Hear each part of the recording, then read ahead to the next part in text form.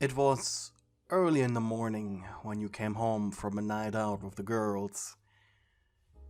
You weren't mentally there and on wobbly legs, sitting down at Husk's bar. I think you had enough. Muttered the cat demon. I know. Is that your blood? He pointed at your hands, and you shook your head. I don't know whose that is, but it ain't mine. Right. I think it would be best for you if you took a shower and act as if nothing happened. Why's that? Husk sighed. Because you'd be making Charlie super sad.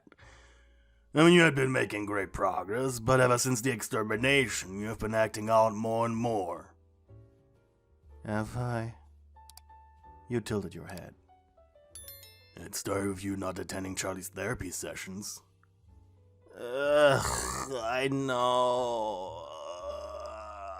I have one tomorrow. Haskell leered at the clock. It's in 5 hours. What? You have it in 5 hours. You slammed your head on the bar. Fine, then I better start sleeping then. Husk deadpanned. You reminded him of angel dust, though considering how sweet you had become before the fight with the angels, this was a 180-degree turn. If anything, you had become worse than at the start. Was this all the trauma from the extermination, or was there something else, he wondered.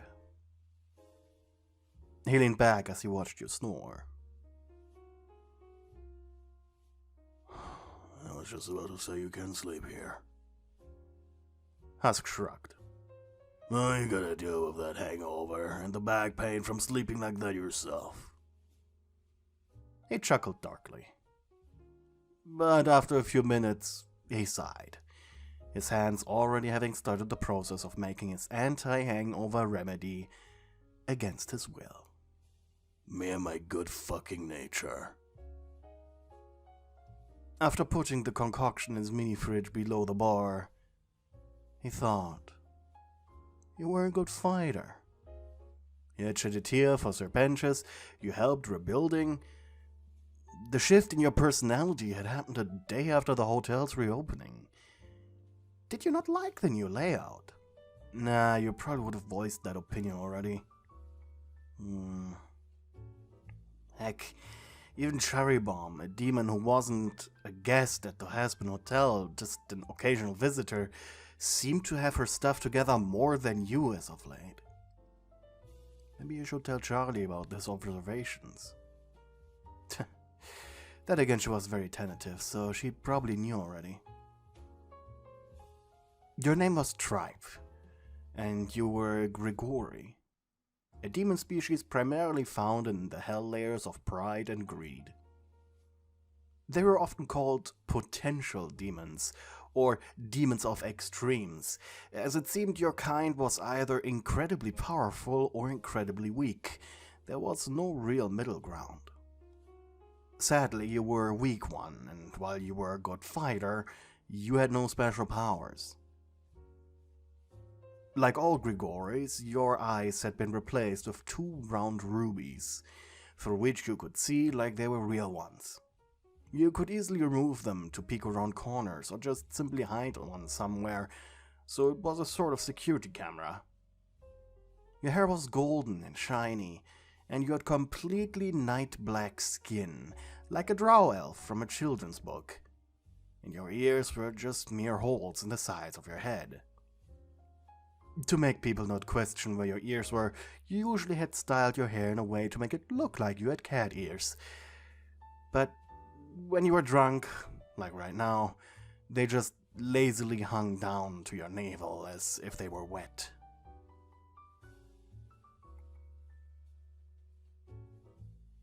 It was 5 hours later. You were sitting in Charlie's therapy office wearing sunglasses.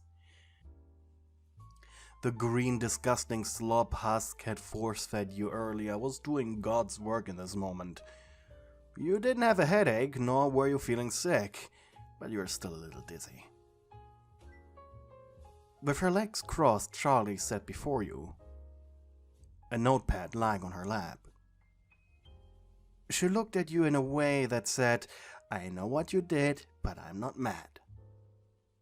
"So, Tribe, how are we today?"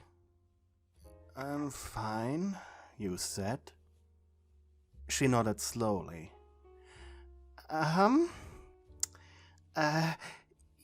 You know I can smell you, right?" You blinked. Dang. Of course you would forget something. And after a moment of awkward silence, Charlie asked, "And is that your blood on your hands?"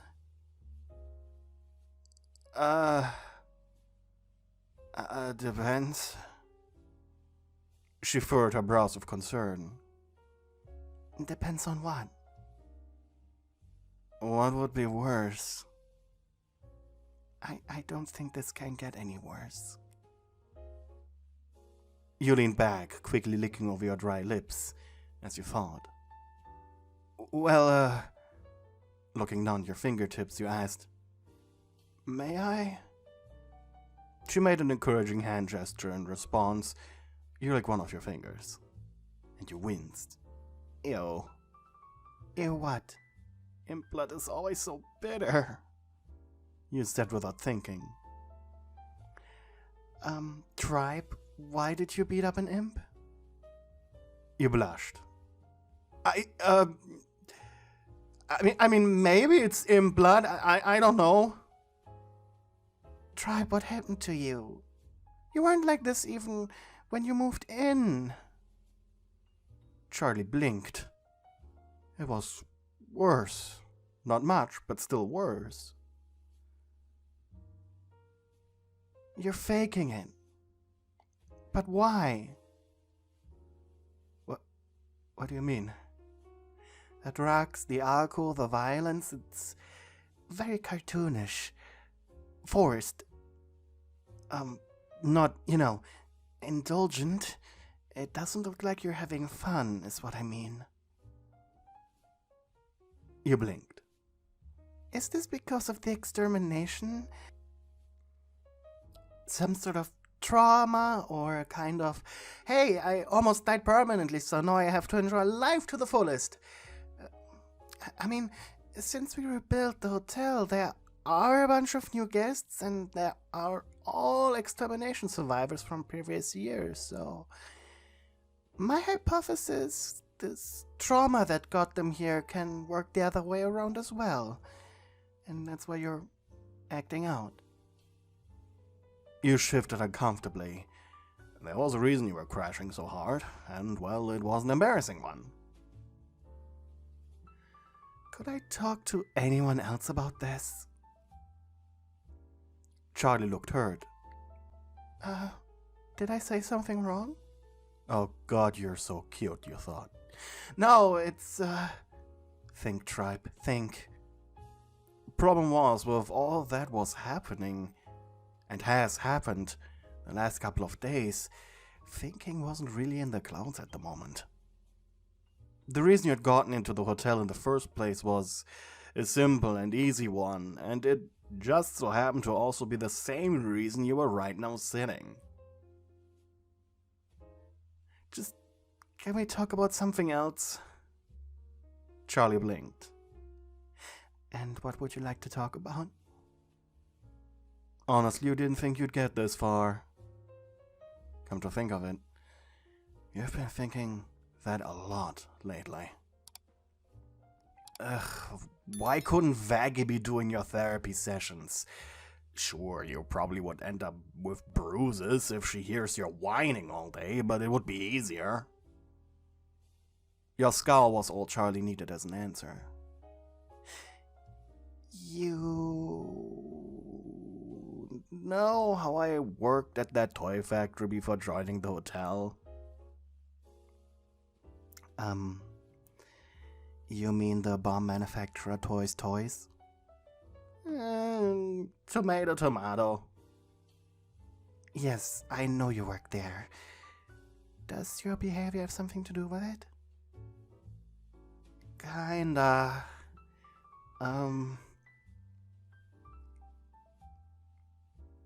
I have a question. It's kinda related.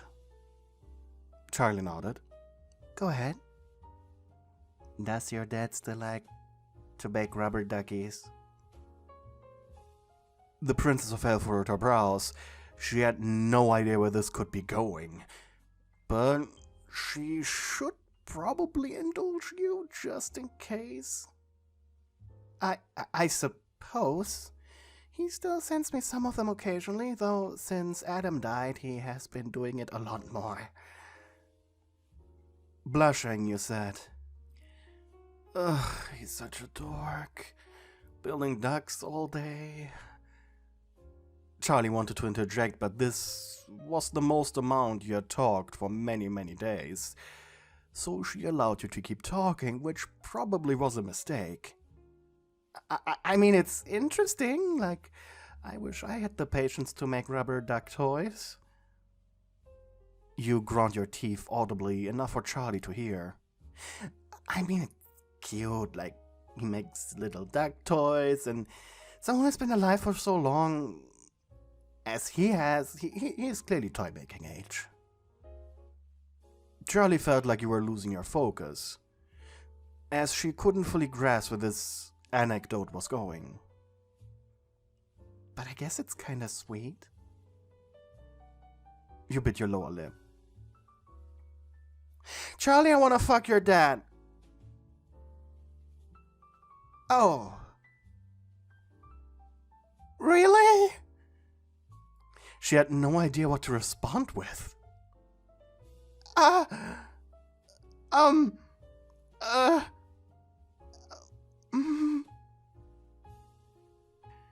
Now I see why you would want to talk about this with anyone else. Why do you want to fuck my dad? She sounded distraught. You definitely should not have said that. Well, when I worked for Toys, Fun and Explosions Incorporated, I delivered toy parts to him. Most of the time I was met with that imp butler of his, Preminger. Charlie nodded slowly and a little disturbed. Well, once I got to meet him, he was so lost in his work that he didn't even notice a lowly demon such as myself was there.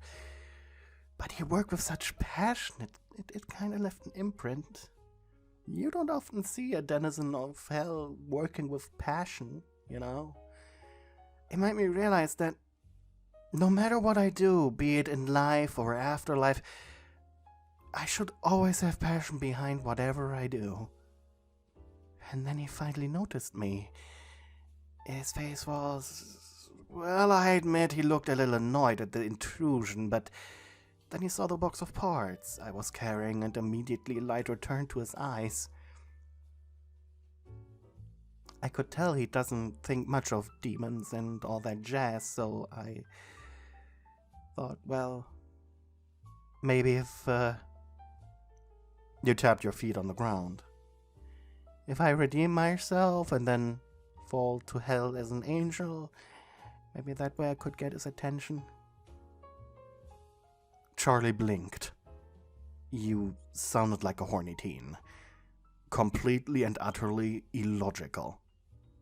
But then when the extermination happened and how he was fighting Adam, that a little trickle of salvia ran down your lower lip. That was so freaking hot. And I don't think I want to be redeemed anymore. I just want to be in hell, where he is. Especially after he was so determined not to go to heaven with you. What should I do? Charlie made a noise somewhere between a whimper and a groan. She didn't want to kick you out because you weren't evil, just very, very stupid.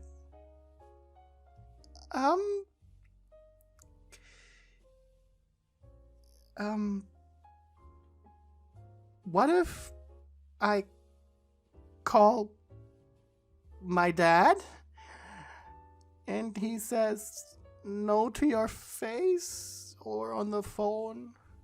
Would that help you put a closing bow tie on it? I mean, having confirmation of it not happening ever, that would help you move on, right? Maybe? Get you back on track of redemption because, I told my dad would, you're a little young. I'm perfectly legally aged. He has existed since before God created the first humans. Though I'm not sure if he existed during God's first attempt at creating sentient life with the dinosaurs. Charlie shook her head. Either way, I think he will decline. Thankfully, before Charlie could continue talking, the clock rang, indicating the therapy session was over. Finally, thought Charlie. I'll get back to you with this subject. Just, no more sinning, please. You nodded and left.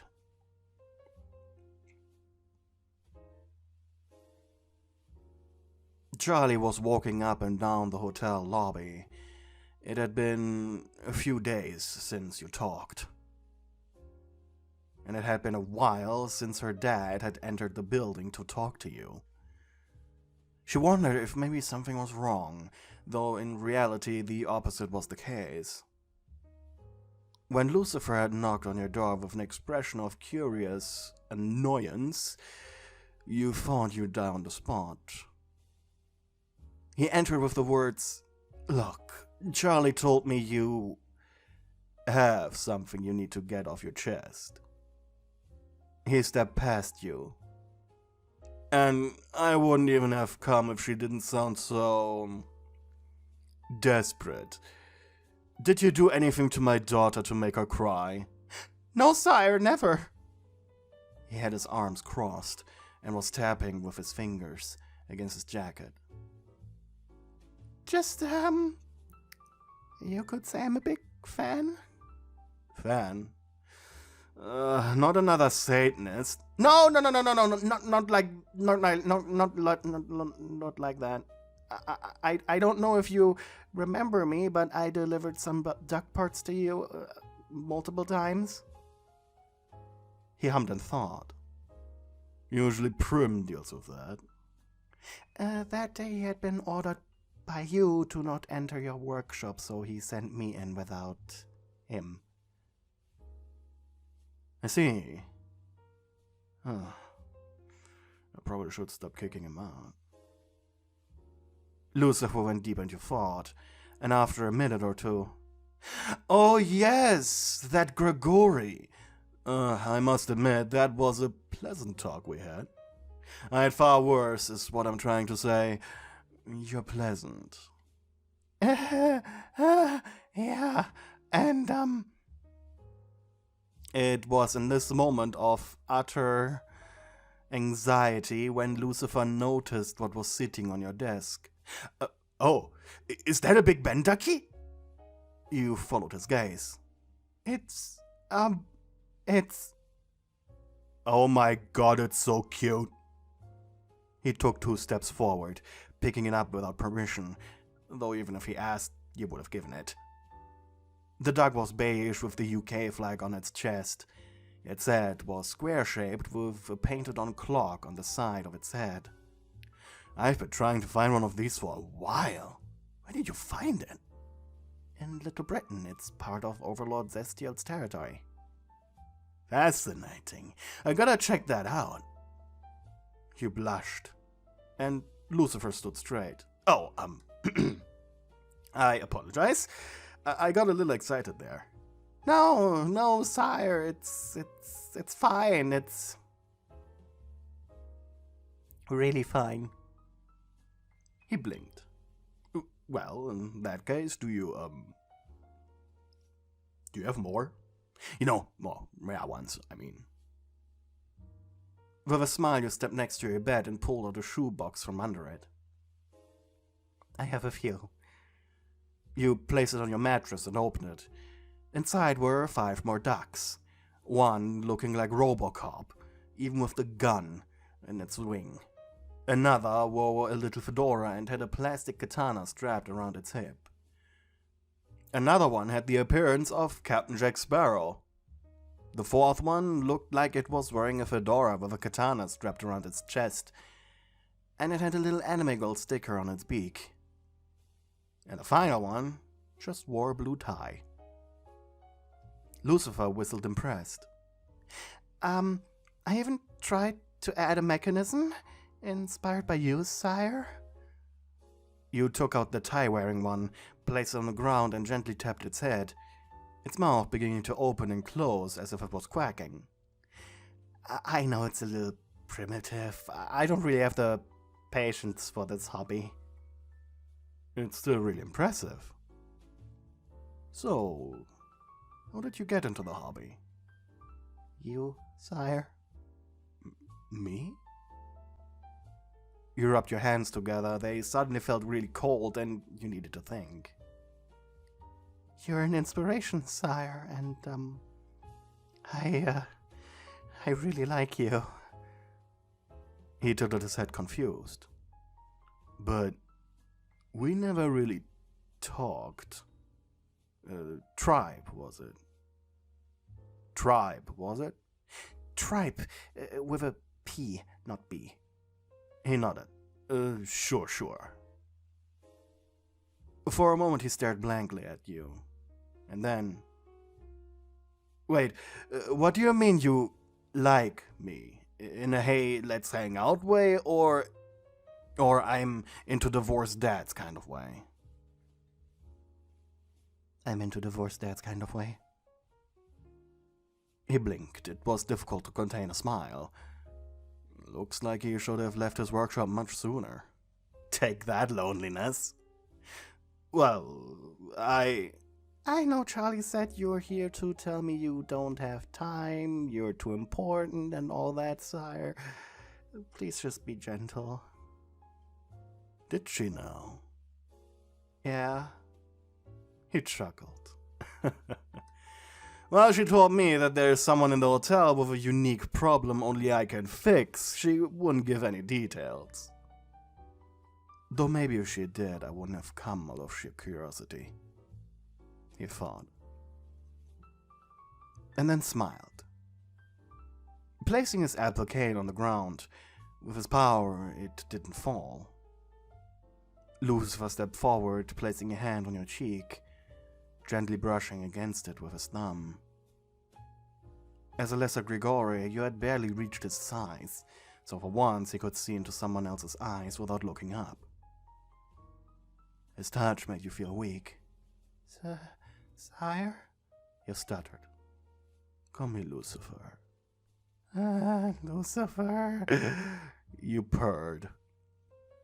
His smile got smug as he placed his thumb on your lips. Tip just barely prodding your mouth before you parted it, suckling on his thumb like it was a popsicle, your tongue gently rubbing against it. Well, you good girl, he said, which made you blush even harder. Good girl. Lucifer tasted strange, not salty, not bitter. It was a unique taste. Well, he had angelic origins after all. Maybe it was an angel thing. I admit, when Charlie first called, I expected a troublemaker. Not a... He licked his lips slowly and sensually. Soft little kitten. Your eyes widened, rubies almost falling out as you did. With a loud pop, he removed his hand from your face. You stood there, shivering, unable to think. You were so turned on right now. So, you would really like to serve me in this manner? You nodded. What if I agreed? I'd be throwing myself against you and never leave your side. He blinked. Take that, depression. Almost dropping his facade. Not that it really mattered. You wanted him. If he was acting like a dork or not. But never leaving his side. I could go for never leaving my side, he said out loud without realizing. He blushed so hard that his entire face went red, and you giggled in response. Boldly, you wrapped your arms around his body, softly and gently. Well, that does feel nice, he said. I could get used to this. Really, sire? Really, Lucifer? You hushed. Yeah, really. Gently, slowly your faces came closer. Really. Gently your lips touched, and you almost jolted back in surprise. There was an energy coming from him. It electrified your entire body, making you feel warm, wet, and sloppy. It wasn't a bad feeling, no, it was a divine one.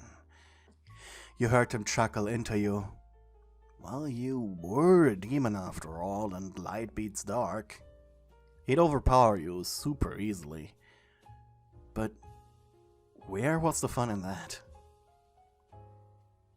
Lucifer pushed further against you, holding you tightly in his arms, his tongue slowly pushing against your lips. Only slowly you allowed him passage, as to not be overwhelmed by his divinity. And yet, as cautious as you were, you still almost passed out the moment your tongues touched. He also noticed how your arms went limp. Concerned, a little, he pulled away. What's wrong, tribe? I feel paralyzed. You mused through your slightly open mouth. Should we stop? Just lay me down on my bed. Do whatever you want with me. You have my permission. Just fuck me.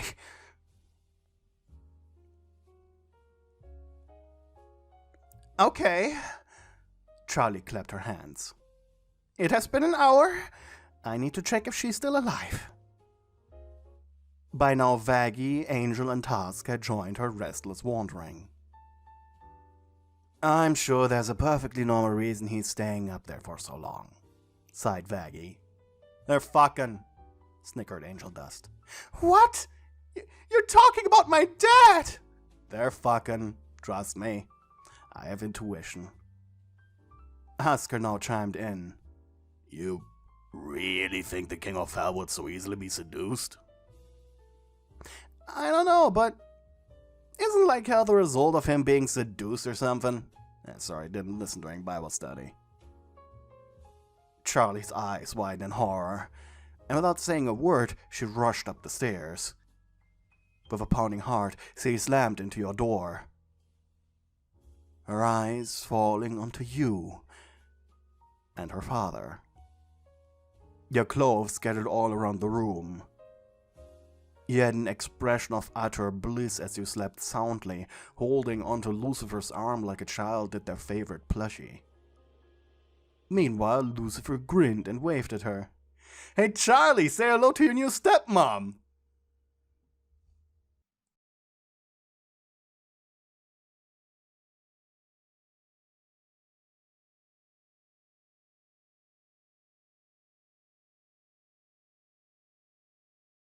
Thank you for watching my video until the very end. But before I say goodbye, I would like to shout out all of my lovely darling channel members. Cakes Minx, Magnolia Iridium, Anonymous Weep, D's Nuts, Ash Wisdom, Nicodemus D, The Tribute, Galaxia, Spammy, Raylin, Death Hunt, Muffin, Aruna, Meow Meow Person, Cherry Red Bunny, Cat Cove, Kaya Abyss, Bit Bit, Sleepy Town, Hella, Nexorist, and AJ Anime Girl. Thank you for your support. It's greatly appreciated.